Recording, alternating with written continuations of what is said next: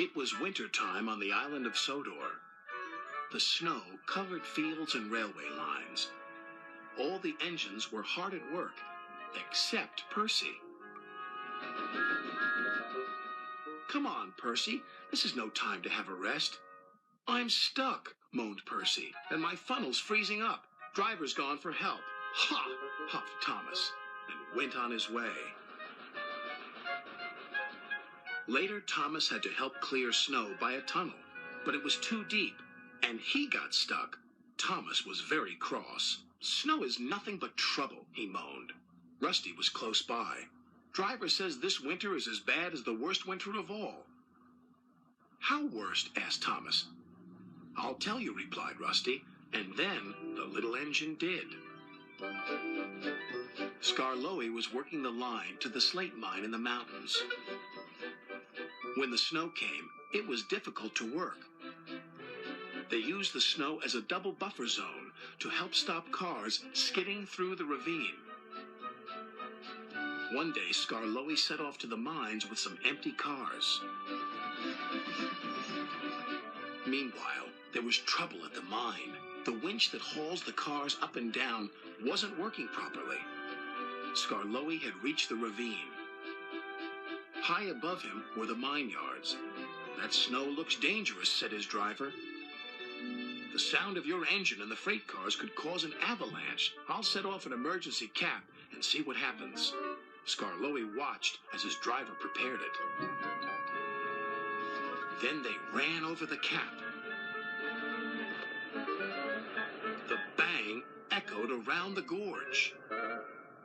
Nothing happened.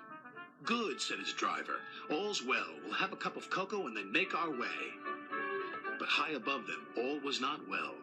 A long line of full cars was about to be winched down the slope. They had just started their journey when some empty cars became derailed. The winch groaned. "Break it! Snap it!" shouted the freight cars. And they did. On, faster, faster, they giggled. "The snowbank and buffers will stop them," said a workman. But he was wrong.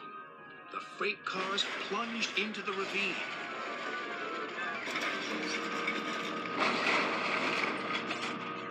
Skarloey and his driver heard the noise and looked up.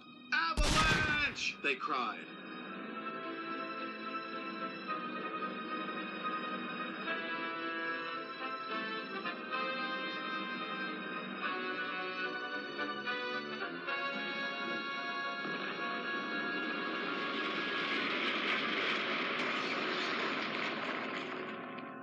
When the snow plume cleared, there was no sign of Skarloey. He was buried deep inside the high drift, blocking the ravine. And then came the funny part. "What's the funny part about an avalanche?" asked Thomas. "Well?" No one knew that the heat from Skarloey's engine had helped to make an igloo. "It's a snowball.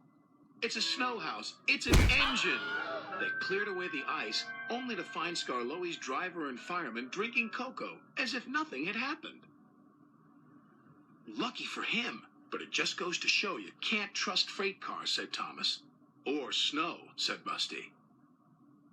The men had just cleared the snow away from him when Gordon puffed by with his machine. "Hey, look out! There's snow about!" He stopped by the tunnel and wheezed loudly. Then it happened. Oh no.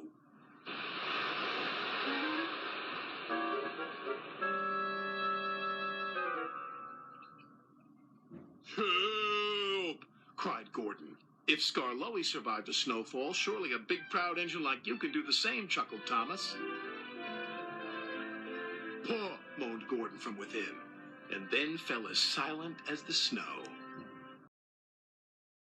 Boys had looked up. "Avalanche!" they cried. No!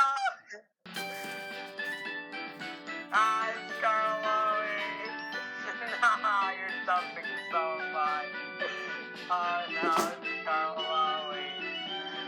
No.